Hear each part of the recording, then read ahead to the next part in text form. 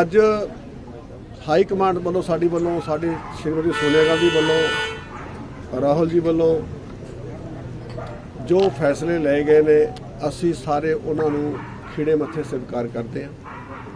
ਔਰ ਜਿਸ ਦਿਨ ਬਕਾਇਦਾ ਸਾਨੂੰ ਵੋਟ ਪਾਉਣ ਵਾਸਤੇ ਕਿਹਾ ਗਿਆ ਸੀਗਾ ਕਿ ਤੁਸੀਂ ਕਿਸ ਕੈਂਡੀਡੇਟ ਨੂੰ ਪਸੰਦ ਕਰਦੇ ਹੋ, ਤਾਂ ਮੈਂ ਉਹਨਾਂ ਨੂੰ ਟੈਲੀਫੋਨ ਤੇ ਇਹ ਗੱਲ ਕਹੀ ਸੀ ਕਿ ਮੇਰੀ ਵੋਟ ਸੋਨੀਆ ਗਾਂਧੀ ਦੀ ਵੋਟ ਹੈ ਤੇ ਉਹਦਾ ਹੁਕਮ ਮੇਰੇ ਵਾਸਤੇ ਇਲਾਹੀ ਹੁਕਮ ਹੈ।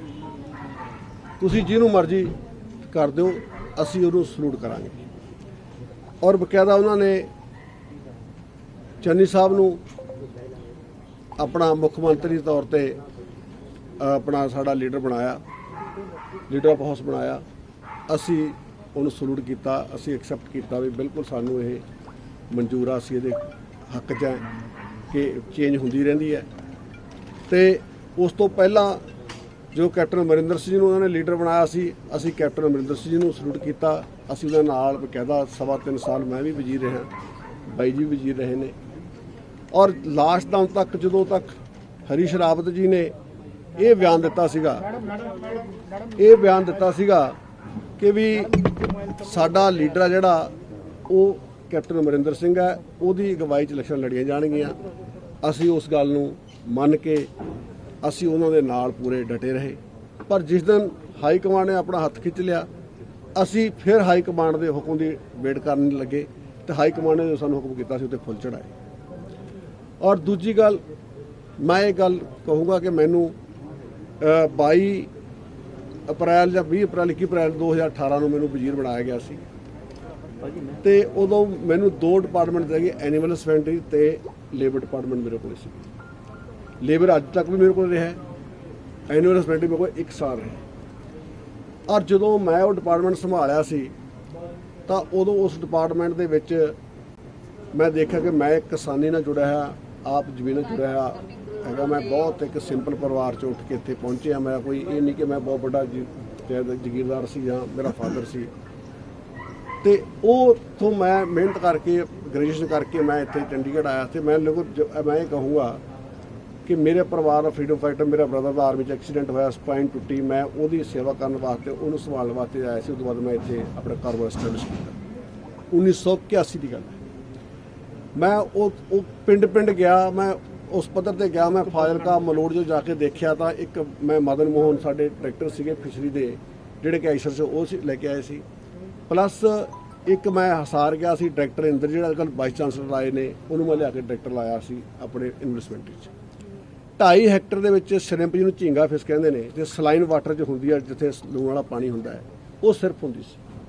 ਅੱਜ ਉੱਥੇ 500-600 ਏਕੜ ਦੇ ਵਿੱਚ ਹੋ ਰਹੀ ਹੈ, ਜਿੱਥੇ ਕਿਸਾਨ 4 ਤੋਂ 5 ਲੱਖ ਰੁਪਈਆ ਇੱਕ ਏਕੜ 'ਚੋਂ ਕਮਾ ਰਿਹਾ।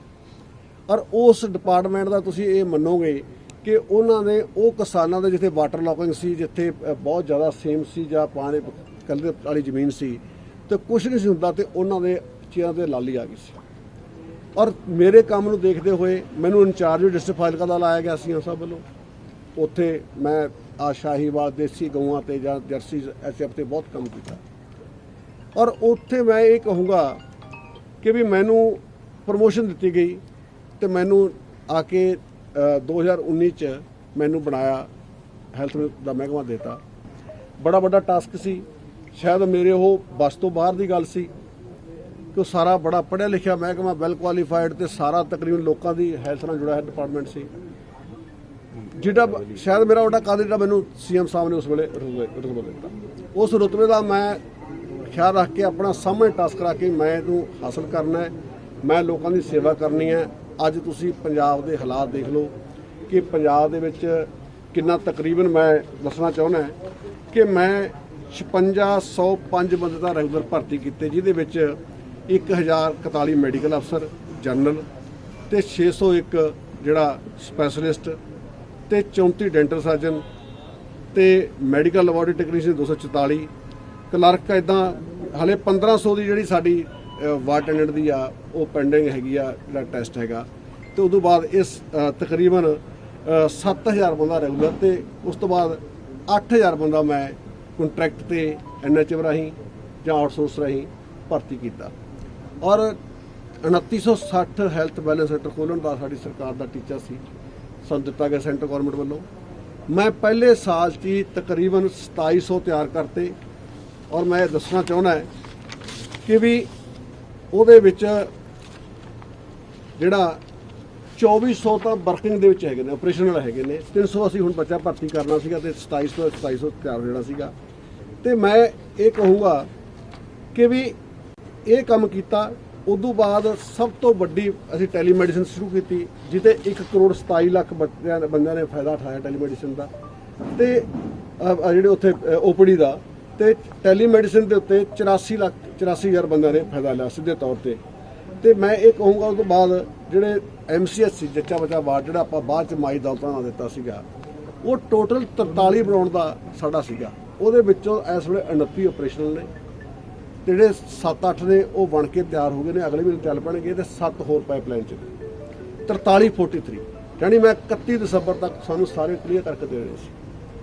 ਔਰ ਮੈਂ ਇਹ ਕਹੂੰਗਾ ਉਦੋਂ ਵੱਡੀ ਗੱਲ ਕਿਹੜੀ ਸੀਗੀ ਕਿ ਜਦੋਂ ਕੁਦਰਤੀ ਆਫਤ ਕਰੋਨਾ ਆਇਆ, ਕਰੋਨਾ ਦੇ ਵਿੱਚ ਮੈਂ ਰਾਤ ਦਿਨ ਕਰਕੇ ਆਪਣੇ ਡਾਕਟਰਾਂ ਦਾ ਮੋਰਲ ਹਾਈ ਕੀਤਾ। ਜਦੋਂ ਪ੍ਰਾਈਵੇਟ ਹਸਪਤਾਲਾਂ ਨੇ ਆਪਣੇ ਕਲੀਨਿਕਾਂ ਬੰਦ ਕਰ ਲਈਆਂ ਸੀ, ਔਰ ਸਾਰੇ ਬੰਦੇ ਡਰਦੇ ਸੀ, ਮਾਂ ਪੁੱਤ ਨੂੰ ਪਾਣੀ ਦਾ ਗਲਾਸ ਨਹੀਂ ਸੀ ਫੜਾਉਂਦੀ, ਤੇ ਜਦੋਂ ਕਿਸੇ ਬੰਦੇ ਦੀ ਮੌਤ ਹੁੰਦੀ ਸੀ ਤਾਂ ਘਰ ਦੇ ਉਹਦੀ ਡੈੱਡ ਬੋਡੀ ਨਹੀਂ ਸੀ ਲੈਂਦੇ। ਤੁਸੀਂ ਇਹ ਦੇਖਿਆ ਹੋਣਾ ਕਿ ਕਈ ਜਗ੍ਹਾ ਤੇ ਮੈਂ ਉਹ ਕ੍ਰਿਮੀਸ਼ਨ ਦੇ ਵਿੱਚ ਵੀ ਜਾ ਕੇ ਸ਼ਾਮਲ ਹੋਇਆ। ਮੇਰਾ ਇੱਕ ਉੱਥੇ ਸਤਾਮਲੀ ਪਿੰਡ ਦਾ ਸਰਪੰਚ ਸੀ, ਉਹ ਹਾਲਾਂਕਿ ਚੁੰਕਾ ਸਾਹਿਬ ਦਾ ਪਿੰਡ ਹੈ, ਮੋਹਨ ਸਿੰਘ ਦਾ ਨਾਂ ਸੀ ਵਿਚਾਰੇ ਦਾ। ਉਹ ਸਭ ਤੋਂ ਪਹਿਲੀ ਮੌਤ ਹੋਈ ਸੀ ਰੋਪੜ ਜ਼ਿਲ੍ਹੇ ਦੇ ਵਿੱਚ, ਬੜਾ ਜੰਗ ਸੀਗਾ, 55 ਸਾਲ ਦਾ ਸੀ। ਉਸ ਤੋਂ ਬਾਅਦ ਕਈ ਡਾਕਟਰ, ਕਈ ਸਾਡੇ 30 ਦੇ ਤਕਰੀਬ ਆਪਣੇ ਮਹਿਕਮੇ ਦੇ ਬੰਦੇ ਗਵਾਏ। 1,43,90,000 ਬੰਦੇ ਦਾ ਅਸੀਂ ਸੈਂਪਲ ਲਏ, ਤੇ ਉਹ ਸੈਂਪਲ ਲੈ ਕੇ ਅਸੀਂ ਉਹਦੇ 6 ਲੱਖ ਕੁਛ ਹਜ਼ਾਰ ਬੰਦੇ ਜਿਹੜੇ ਪੋਜ਼ਿਟਿਵ ਸੀ, 5,84,000 ਰਿਕਵਰ ਕਰਨ ਤੋਂ 16,000 ਦੀ ਮੌਤਾਂ ਹੋਈਆਂ। ਜਦੋਂ ਇਹ ਸਟਾਰਟ ਹੋਇਆ ਉਦੋਂ ਪੰਜਾਬ ਦੇ ਵਿੱਚ ਇੱਕ ਸਿੰਗਲ ਟੈਸਟ ਕਰਨ ਦੀ ਸਾਡੇ ਕੋਲ ਕੈਪੈਸਿਟੀ ਨਹੀਂ ਸੀ। ਇੱਕ ਵੀ ਸੈਂਪਲ ਦੇ ਪੁਣੇ ਦੇ ਅੱਜ 7 ਲੈਬਾਂ ਹੈਗੀਆਂ ਨੇ। ਅਸੀਂ 50,000 RT-PCR ਔਰ 50,000 ਟਰੂਨਰ ਦੇ ਆਪਣੇ ਜਿਹੜੀ ਆ ਰੈਪਿਡ ਐਂਟੀਜਨ ਦਾ ਟੈਸਟ ਹੈ 1 ਲੱਖ ਪਰ ਡੇ ਅਸੀਂ ਕਰਨ ਸ਼ੁਰੂ ਕਰਤਾ। ਔਰ ਤਕਰੀਬਨ ਤੁਸੀਂ ਹੁਣ ਦੇਖਿਆ ਕਿ ਜਿਹੜੀ ਇਹ ਬਿਮਾਰੀ ਹੈ ਪੂਰੀ ਤਰ੍ਹਾਂ ਅਸੀਂ ਕੰਟਰੋਲ 'ਚ ਲੈ ਆਂਦੀ। ਔਰ ਇਹ ਬਿਮਾਰੀ ਤੇ ਕੰਟਰੋਲ ਕਰਨ 'ਚ ਜਦੋਂ ਦਿੱਲੀ ਦੀ ਸਰਕਾਰ ਬੁਰੀ ਤਰ੍ਹਾਂ ਫੇਲ ਸਾਬਤ ਹੋਈ, ਬਕਾਇਦਾ ਯੂਪੀ ਬਿਹਾਰ 'ਚ ਡੈੱਡ ਬੋਡੀਆਂ ਪਾਣੀ 'ਚ ਦਰਿਆ ਸੁੱਟੀਆਂ ਗਈਆਂ।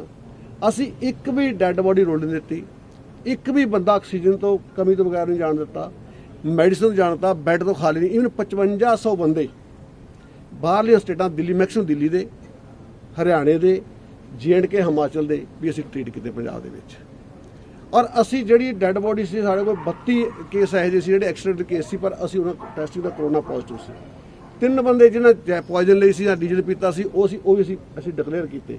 ਪਰ ਅੱਜ ਯੂਪੀ ਬਿਹਾਰ 'ਚ ਅਨਡਿਕਲੇਅਰ ਡੈਥ ਬਹੁਤ ਨੇ, ਜਿਹੜੀਆਂ ਡੈਥ ਸਰਟੀਫਿਕੇਟ ਦੀ ਦਿੱਕਤ ਆ ਰਹੀ। ਪਰ ਮੈਂ ਇਹ ਗੱਲ ਦੱਸੂਗਾ, ਇਸ ਕੰਮ ਦੀ ਪ੍ਰਸ਼ੰਸਾ, ਮੇਰੇ ਕੰਮ ਦੀ ਪ੍ਰਸ਼ੰਸਾ ਹਿੰਦੁਸਤਾਨ ਦੇ ਪ੍ਰਧਾਨ ਮੰਤਰੀ ਨੇ ਵੀ ਕੀਤੀ ਕਿ ਸਭ ਤੋਂ ਬਿਹਤਰ ਮਾਡਲ ਹੈ ਜੀ, ਤਾਂ ਉਹ ਪੰਜਾਬ ਨੇ ਅਡਾਪਟ ਕੀਤਾ ਕਿ ਅੱਜ ਪੰਜਾਬ ਨੇ ਇਹਦੇ ਫਤਿਹ ਪਾਈ ਹੈ।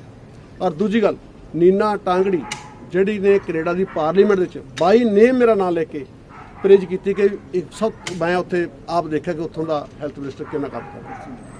ਮੈਂ ਕੱਲੇ ਪਿੰਡ, ਕੱਲੇ ਘਰ, ਕੱਲੇ ਹਸਪੀਟਲ ਵਿੱਚ ਜਾ ਕੇ ਜਾਂਦਾ ਰਿਹਾ। ਲੇਕਿਨ ਮੈਂ ਰਾਤ ਦਿਨ ਕਰਕੇ, ਮੈਂ ਜਿਸ ਦਿਨ ਇੱਕ ਦਿਨ ਰਾਹੁਲ ਗਾਂਧੀ ਦੀ ਆਪਣੀ ਰੈਲੀ ਸੀ ਸੰਗਰੂਰ ਦੇ ਵਿੱਚ, ਮੈਨੂੰ ਇੰਚਾਰਜ ਲਾਇਆ ਗਿਆ ਜਦੋਂ ਰਾਹੁਲ ਗਾਂਧੀ ਕਿਸਾਨਾਂ ਵੇਲੇ ਆਏ ਸੀ, ਤਾਂ ਮੈਂ ਉਦੋਂ ਉੱਥੇ ਜਾ ਕੇ ਰਿਹਾ। ਮੈਂ ਉਸ ਤੋਂ ਬਾਅਦ ਧੂਰੀ ਹਸਪੀਟਲ 'ਚ, ਤੇ ਉਸ ਤੋਂ ਬਾਅਦ ਸੰਗਰੂਰ ਹਸਪੀਟਲ ਵਿੱਚ ਚਲਾ ਗਿਆ। ਸ਼ਾਮ ਤੱਕ ਮੈਨੂੰ ਥੋੜੇ ਸਿੰਪਟਮ ਆਉਣੇ ਸ਼ੁਰੂ ਹੋ ਗਏ। ਮੈਂ ਆਪਣੀ ਮਦਰ ਨੂੰ ਮਿਲਣ ਚਲਾ ਗਿਆ। ਮਦਰ ਮੇਰੀ ਬੈੱਡ ਰਿਡਨ ਹੈਗੀ ਆ, ਉਹਨੇ ਮੈਨੂੰ ਜੱਫੀ ਪਾ ਲਈ। ਪਰ ਮੈਂ ਉੱਥੋਂ ਆ ਕੇ ਮੈਂ ਵੀ ਪੋਜ਼ਿਟਿਵ, ਉਸ ਤੋਂ ਬਾਅਦ ਮੇਰੀ ਮਦਰ ਵੀ ਪੋਜ਼ਿਟਿਵ ਹੋ ਗਈ, ਜਿਹੜੀ ਕਿ 90 ਸਾਲ ਦੀ ਉਮਰ ਸੀ। ਤੇ ਮੈਂ ਇੱਥੋਂ ਆ ਕੇ ਜਦੋਂ ਦੂਏ ਦਿਨ ਮੈਂ ਹਸਪੀਟਲ ਦੇ ਵਿੱਚ 30 ਦਿਨ ਮੈਂ ਦਾਖਲ ਹੋਇਆ, ਤਾਂ 8 ਦਿਨ ਮੈਂ ਵੀ ਹਸਪੀਟਲ ਦਾਖਲ ਰਿਹਾ। ਮੇਰਾ ਬੇਟਾ ਵੀ ਪੋਜ਼ਿਟਿਵ ਹੋਇਆ, ਮੇਰੀ ਡਾਕਟਰ ਲਾ ਵੀ ਪੋਜ਼ਿਟਿਵ ਹੋਈ, ਮੇਰਾ ਪੂਰਾ ਪਰਿਵਾਰ, ਮੇਰਾ ਬ੍ਰਦਰ ਵੀ ਪਿੰਡ ਪੋਜ਼ਿਟਿਵ ਹੋਇਆ, ਮੇਰੀ ਭਤੀਜੀ ਵੀ ਹੋਈ, ਤੇ ਮੈਂ ਇਹ ਕਹੂੰ ਮੇਰੀ ਭਰਜਾਈ ਵੀ ਹੋਈ। ਤੇ ਮੈਂ ਇਹ ਕਹੂੰਗਾ ਵੀ ਸਾਡੇ ਪੂਰੇ ਪਰਿਵਾਰ ਨੇ ਆਪਦੀ ਜਾਨ ਦੀ ਪਰਵਾਹ ਨਾ ਕਰਦੇ ਹੋਏ ਇਸ ਕੰਮ ਕੀਤਾ। ਪਰ ਮੈਂ ਅੱਜ ਇੱਕੋ ਗੱਲ ਪੁੱਛਣੀ ਚਾਹੁੰਦਾ, ਮੈਨੂੰ ਜਿਹੜੇ ਸਾਡੇ ਅੱਜ ਭਰਾ ਮੰਤਰੀ ਬਣ ਰਹੇ ਨੇ, ਮੈਂ ਉਹਨਾਂ ਸਾਰਿਆਂ ਨੂੰ ਵਧਾਈ ਦੇਣੀ ਚਾਹੁੰਦਾ।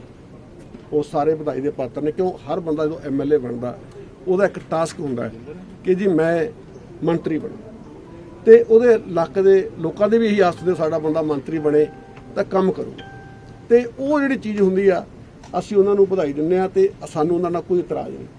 ਸਾਨੂੰ ਸੀਐਮ ਸਾਹਿਬ ਚੰਨੀ ਸਾਹਿਬ ਨਾਲ ਕੋਈ ਇਤਰਾਜ਼ ਨਹੀਂ।